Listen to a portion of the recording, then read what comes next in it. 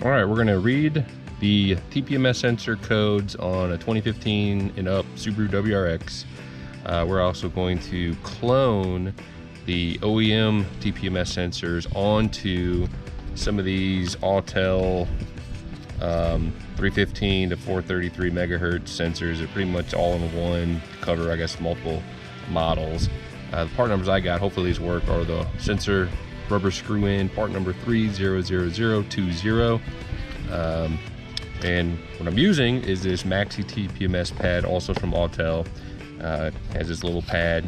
It's the cheapest option I could find for programming, cloning, reading sensors that I could find. And what you're going to do is you actually have to go to the MaxiTPMS website, download the software, which is maxitpms.com. Click on the MaxiTPMS pad, and then under the products, and download that. And once you do that, you'll get software that looks just like this. Hard to see. I'm on my wife's laptop here. Not the best option. I don't have a laptop, I have a desktop, and I can't really take it out to sit next to my car. And for this instance here, I'm gonna go ahead and go back. I'm already there, but what you're gonna wanna do is you're gonna navigate to the car brand, Subaru, and you're gonna select WRX. Only option is the 2014-06 to 2018, which I guess is anything 2015 and up. And to start, we're just going to go ahead and test the sensor to get the actual sensor ID code, so we can manually create new sensors from that code that are identical. So when you switch your summer, winter setup, you don't have to keep getting reprogrammed to the dealer, work with an expensive tool. But the big thing with the Subaru WRX, probably other Subarus and other late model cars, is the sensor is in sleep mode often, and to wake it up you have to have a extreme variance in pressure. I believe it's plus minus 5 pounds. So what I'm going to do is release 5 pounds at least pressure from the valve, and then I'm going to go ahead and read the sensor and get the ID that way. And then after that, we're going to do it again, but instead we're going to copy the sensor onto this sensor right here, and pretty much a direct clone, and to show the two different options we can do. So I'm gonna go ahead and drop this 5 pounds, and then I'm gonna flip this back on here a little bit. Test. It starts testing. Light starts flashing, and you want to put the center of this on the valve itself. And it's kind of a pain. A lot of times this thing does not read. I guess that's what you get for getting the cheap option instead of a fancy $200 plus. I'll go ahead and move this around for a little bit and hope it reads it. Seems like when I record, it doesn't read it, and as soon as I don't record, it reads it instantly. So I don't know what's up with that.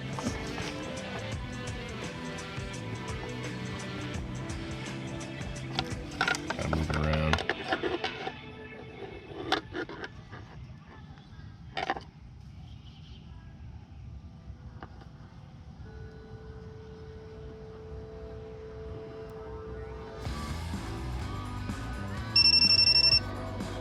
All right, multiple beeps like that is typically a good sign, meaning that the test was success. It goes back to a solid green light, and we get the test successful message with the sensor ID information. To copy the sensor, we're gonna select that up here, and it's a multi-part step. So first what we're gonna do is we're gonna test. We're gonna retrieve the info from our OEM TPMS sensor. It's gonna give us the value, and then we're going to actually program with the program button. So I'm gonna go ahead and do that. I'm gonna test again, just like we did before. As this thing starts flashing, just hope this thing reads again, and then go back to sleep. So kind of same deal.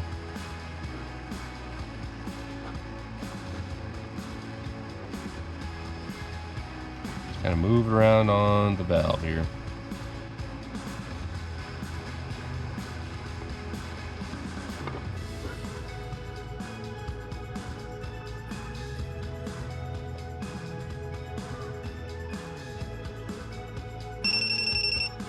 All right, test successful, as noticed by the sound. And it says the ID information. And so then I'm gonna go ahead and set this thing up right here. I'm gonna get this other new sensor out of this package here, maybe one-handed. All Alright. Should be able to leave it in the wrapper. I don't see why not. Lay it down there. And I'm gonna go ahead back over to my program here and hit program. And just doing some tests, checks. Sorry, the reflection is pretty crappy. And green light's flashing. It's telling me it's programming the sensor.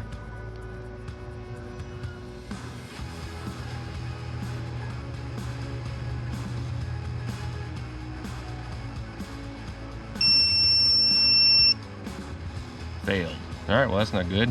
I was unable to program these sensors via copy or create new sensor with the current version of the software.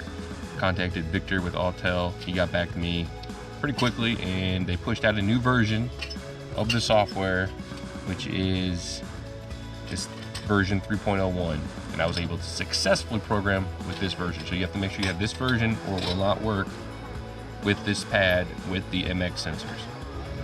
All right, easy way to verify this is by going to setup, and then you can make sure you have software version 3.01. That's the one the programming works. 3.0 does not work. All right, we're gonna go ahead and copy the sensor or clone it. Pretty simple. Make sure you let off 5 pounds or more from the tire itself. I already let out most of this. There's a little bit more there. Go ahead and start the test. Getting a little windy here. Just gonna start testing the sensor. This will start flashing quickly. You want to take the sensor, place it on the valve stem, and hope it picks it up. It's very close to picking it up or not, so it's kind of hit or miss sometimes, I found. So you may have to try it a few times. Kind of just move it around a little bit, and it can take about a minute or so before it actually reads the OEM sensor.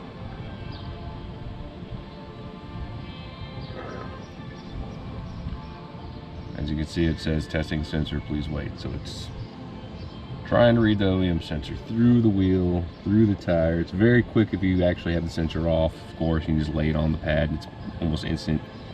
But through the wheel, it's slow and intermittent. Okay, so we have a successful test.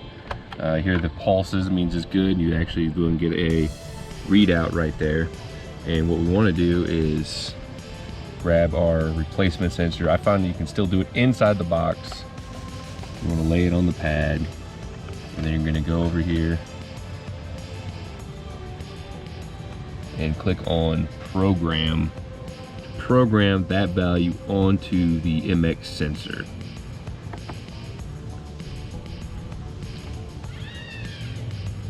Have some kids playing in the background, sorry about that.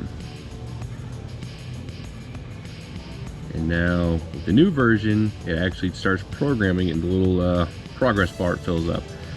Version 3 sat there at 0% and failed. This one gives me a nice readout. Now it retests it, gives you the sound, programming successful. Now it's a solid green, and you can go ahead and retest if you want. Just go over here to test sensor, and you can actually do the regular test on this. Pulses, and you get a test successful with your cloned value. Make sure that does match the OEM one, which it did, and that is successful. Now if we were to do a manual create sensor to manually input, we can actually generate IDs, manually input the hex value. So if you were to happen to read all 4 wheels, once you read the 4 wheels, you wrote down the hex value. You can go back in and load these one at a time, type in the hex value, you know, A, B, you know, whatever, or you can generate an ID, and then you would program it, and it would do the same thing. It would just program it onto the sensor, and then you could go back, once complete, test it, it should pulse it, and boom, test successful. Verify the sensor ID is good, and you should be good to go. So this is an easy way to clone these less expensive MX sensors. The good thing about this is 315, 433 megahertz, so they work on a number of, I think they said 98% of the cars. The pad, I think I paid $30 or $40. The sensors, I think I paid $100 for 4 on eBay. And the pad I got on AliExpress, I believe, or maybe Amazon. But full package. I can clone my winters and my summers, which I'm getting ready to put on new summer tires and wheels. And I'm going to be running winter summer combination. I won't have to get reprogrammed at the dealership. So that's about it. All right, thanks a lot.